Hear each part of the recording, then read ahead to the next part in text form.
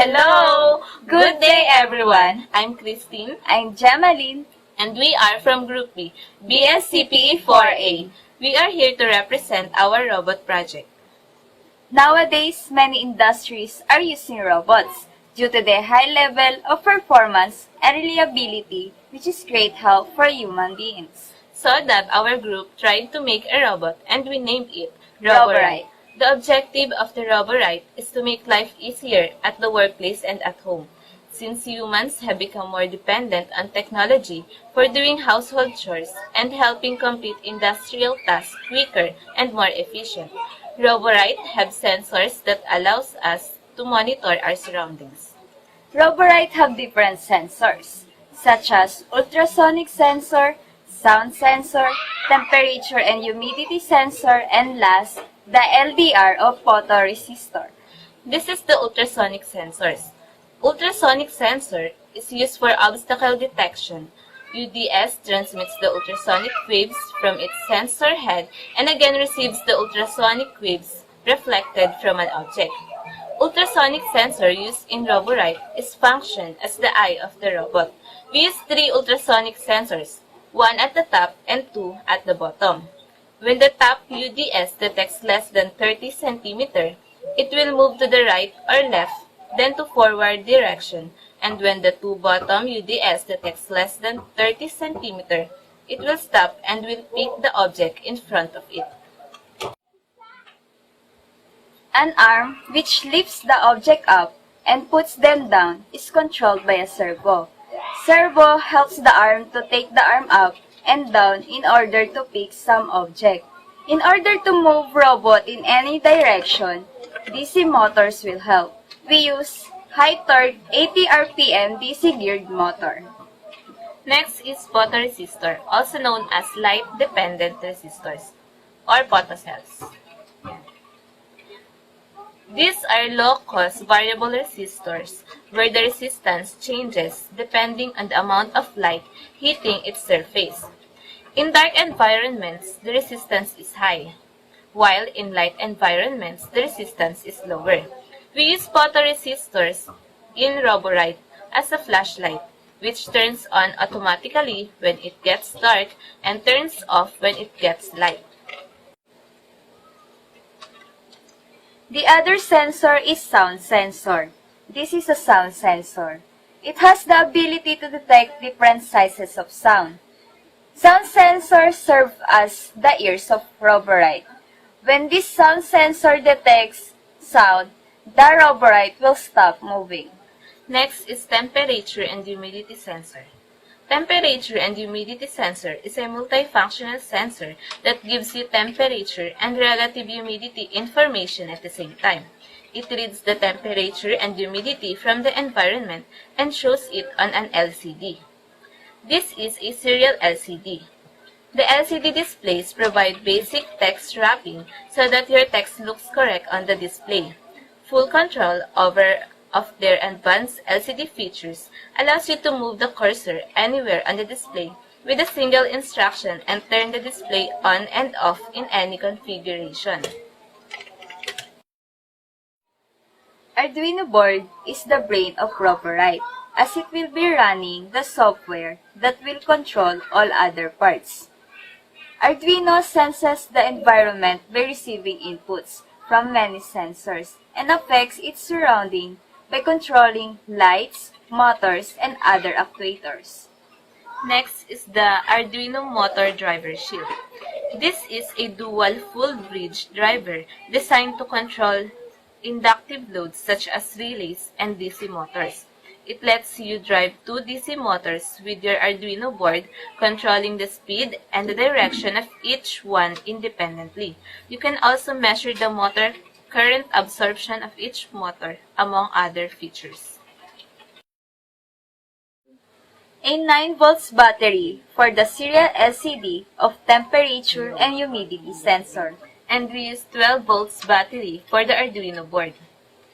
We use Arduino software to upload the codes to ROBORAYT. These are the codes uploaded to the Arduino of the ROBORAYT. Let's start with the class, Tempura. class tempura is used for temperature and humidity sensor. We declared two integers, the data pin and the clock pin. Clock pin is equal to the digital read of dated pin. Next is the class photo. Class photo is used for LDR.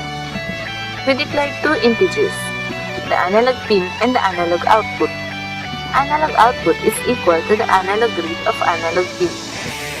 The third one is the class SD. Class SD is used for sound sensor. We declared two integers, the analog pin and the analog output. Analog output is equal to the analog read of analog pin. Now let's go with the final code. These are the codes integrated for the ROBORAYT. Let's start with the hashtag include sht1x.h. It directs to the library of temperature and humidity sensor. sht1x26 and 27 are the digital pin assigned for the data pin and clock pin. Tempura temp and tempura unit. Temp and unit are variables called from the class tempura. Next is the SD sound, are from the class SD. And the third one is the photo LDR and photo LDR1 from the class photo. Number defined trig pin 1, 3 and number defined echo pin 3, 7 is the assigning of pin for the ultrasonic sensor. Ink threshold equals 532 is the assigning of values of threshold for the sound sensor. Ink speed is for the DC motor. Long duration, distance, right sensor, back sensor, front sensor, and left sensor are for ultrasonic sensor. Void setup. Let's start with the serial that begin 9600. It initializes the serial communication. Pin modes. These are used for identifying whether the declared variables are input or output. Sound that analog pin equals 4 to humid that clock pin equals 27 are the assigning of pins to the declared variables whether it is the analog or digital. Void loop. Sonar sensor. The front sensor are used for ultrasonic sensor.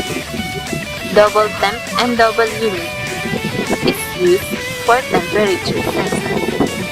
Serial that write starts the printing of character to the serial LCD, and serial that write closes the printing of the characters to the serial LCD. Serial that print functions as displaying the characters or values to the serial monitor. Now let's go with the void. Void forward directs the DC to go forward. Void backward directs the DC to go backward. Void stop commands the DC to stop. And void turn left commands the DC to turn left.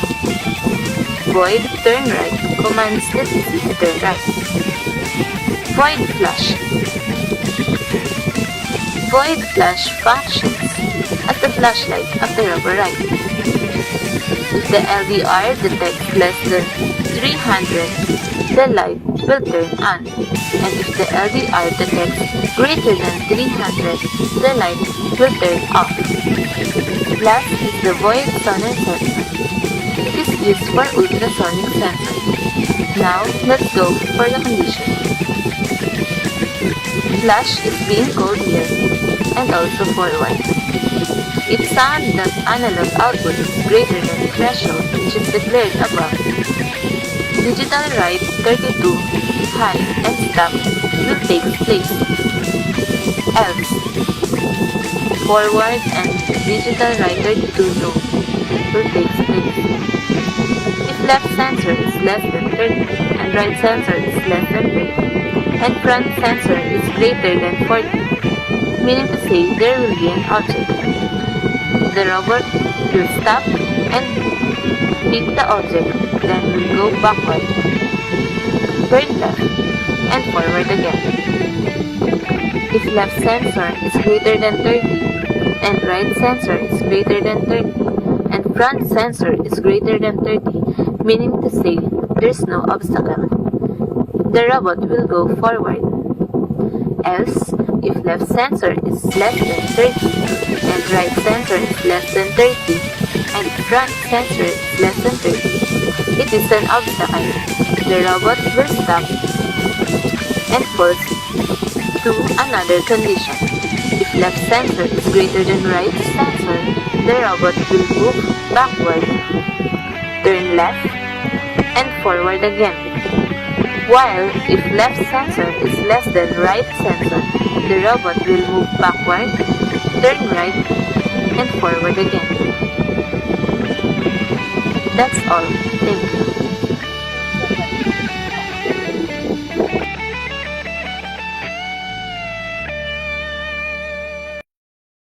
Here is the 3D model of our proposed project, ROBORAYT. Roll VTR!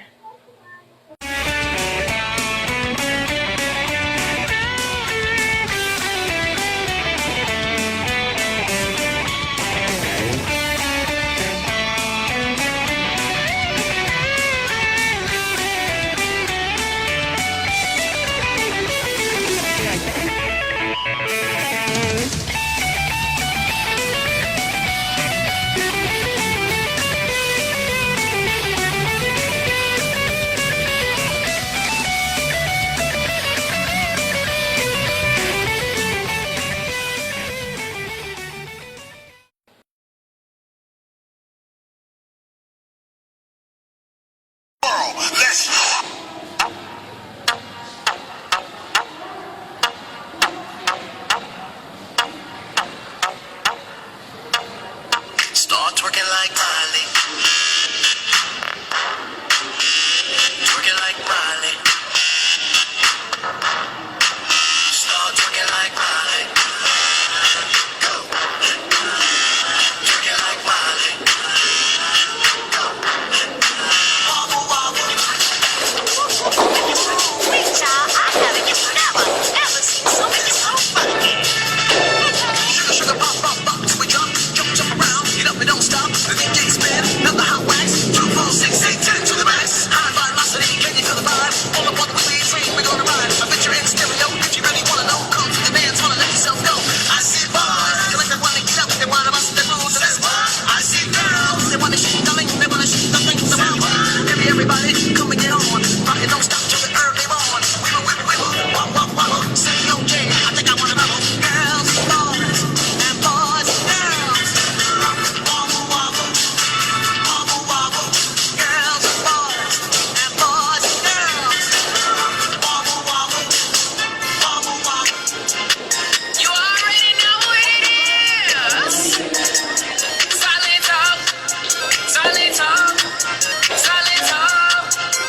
Don't it do it for me? Now watch me whip, hey. Now watch me nay nay. Okay. Now watch me whip, whip. Watch me nay nay. Why me do it? Now watch me whip. Okay. Watch me nay nay. Okay. Now watch me whip, whip. Watch me nay nay. Can you do it? Now watch me do. Now watch me Superman. Okay. Now watch me do. Again, I'm Christine Salon, I'm Gemaline de la Peña, and we are from Group B, BSCpE 4A. Thank you for watching. Bye-bye.